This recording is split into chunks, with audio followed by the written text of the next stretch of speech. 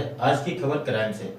रीवा शहर को हो क्या गया है, पुलिस व्यवस्था कहीं भी देखने का नाम नहीं। अभी का नया मामला है गौड़ थाना क्षेत्र के रेरुआ गांव का, जहां पर जमीनी विवाद को लेकर की मारपीट की गई, वह भी पुलिस के सामने। कुल्हाड़ी और तलवार और डंडा के साथ मारपीट की गई पुलिस के सामने। क्या पुलिस प्रशासन इतना कमजोर हो गया है कि इन बदमाशों के सामने कुछ भी नहीं चल पाता है? इनका पुलिस विभाग क्या जताना चाहती है आम पब्लिक और आम लोग अब कहां पर अपनी दुख रोएगा? जिस तरह से पुलिस विभाग की नाकामी सामने नजर आ रही है, इससे तो यही लग रहा है कि अब पुलिस विभाग रीवा में है ही नहीं, जंगल राज होता जा रहा है। रीवा पुलिस व्यवस्था की नाकामी का एक और उदाहरण है। डायल 100 को बुलाने के बावजूद एक पक्ष के लोगों ने 65 साल के बुजुर्ग के साथ मारपीट की गई, वहीं पर उनका लड़का जो बचाने आया तो उसके साथ भी कुल्हाड़ी द्वारा मारपीट गई, जिनके कारण उनके आंख में और सिर्फ गंभीर चोट आई। पुलिस प्रशासन कहां पर है? इस मारपीट से सामने आ रही है उनकी नाकामी। पुलिस विभाग की गुड़ थाना क्षेत्र के रेरुआ गांव में जमीनी विवाद को लेकर दो पक्ष में हुआ जमकर विवाद। 65 वर्षीय पिता और पुत्र के ऊपर तलवार कुल्हाड़ी से हुआ हमला। पूरी घटना पुलिस के सामने हुई। घायलों का गंभीर हालत में रीवा के संजय गांधी अस्पताल में चल रहा इलाज। पुलिस कर रही है जांच। घटना को अंजाम देने के बाद आरोपी हुए फरार। फोन द्वारा पूछा गया जिनके साथ मारपीट की गई है उनके लड़के से क्या कहा। उनके लड़के ने आप भी सुन के ताजु मानेंगे कि जिस तरह से पुलिस प्रशासन आज उनके साथ नहीं है, जबकि सिर में और आंख में चोट के बावजूद भी वह दर दर भटक रहे हैं। न्याय के लिए कहाँ है ना है पुलिस विभाग? कहाँ है जिन लोगों ने भी मारपीट की है वह भी खुलेआम धमकियां दे रहे हैं? सुने आप बीती जिनके साथ मारपीट की गई है।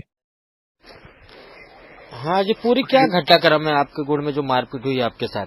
सर एक्चुअली क्या हुआ कि जहाँ पे स्टे लगा हुआ है कमिश्नर से हम लोग जीत गए थे और हाई कोर्ट में स्टे उन्होंने लगाया, तेजलाल शर्मा ने स्टे लगाया था जी। और स्टे के लगाने के बावजूद भी हमारी रास्ता बाड़ी वगैरह करके और वहीं पे घर निर्माण कार्य करवा रहा था, तो हमने 20/3/20 को कंप्लेन गुड़ थाना में किया था।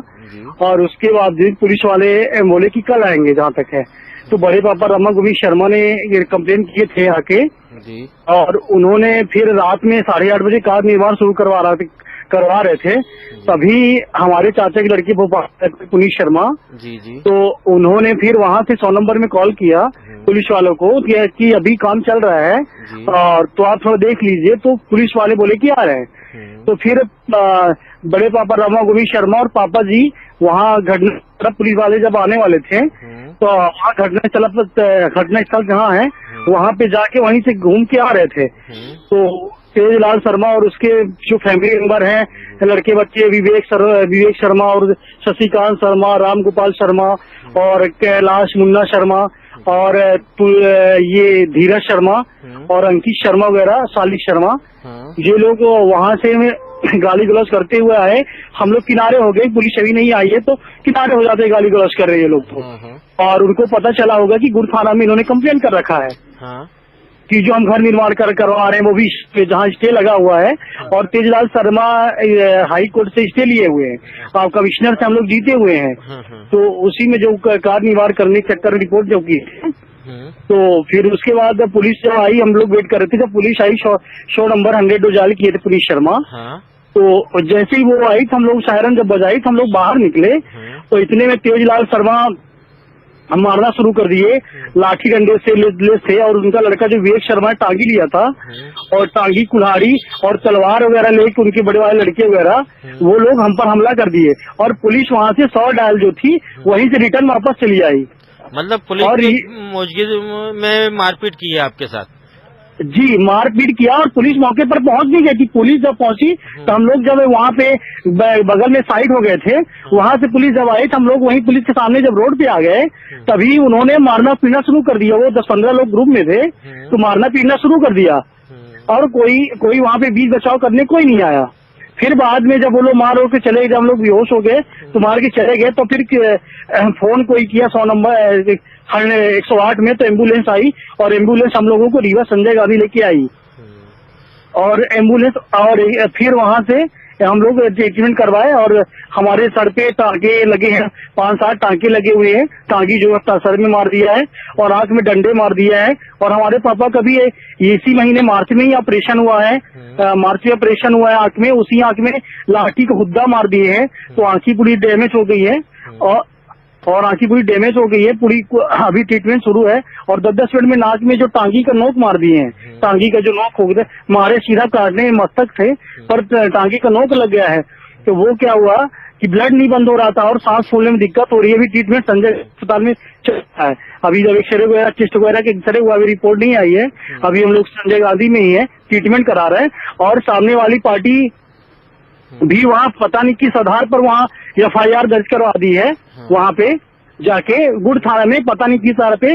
और जो विवेक शर्मा टांगी लेके मारा था, वो लोग भी संजय गांधी आए हुए हैं। वहाँ के जो नगर सेना में शायद 1-2 पुलिस वाले उनके टच में रहे हैं, शायद वही पुलिस वाले लेके कुछ आधार से यहाँ आए हुए हैं। वो लोग उल्टा हम लोग पर ही मुकदमा काम करवाना चाहते हैं, उल्टा पैसे वैसे कुछ खिला पिला के किसी को। अब जिस लोकलिटी नेता का किसी का हाथ हो या फिर कुछ अदरवाइज हो, फिर भी वो लोग अभी कर रहे हैं। हम लोग पुलिस कार्रवाई के लिए एप्लीकेशन दिए हैं, रिक्वेस्ट कड़ी से कड़ी सजा हो, बस हो गया सर, यही मेरी केस है। क्या ये राजनीति दबाव भी बना रहे हैं क्या ये पुलिस वालों के ऊपर जिन्होंने मारपीट करी है?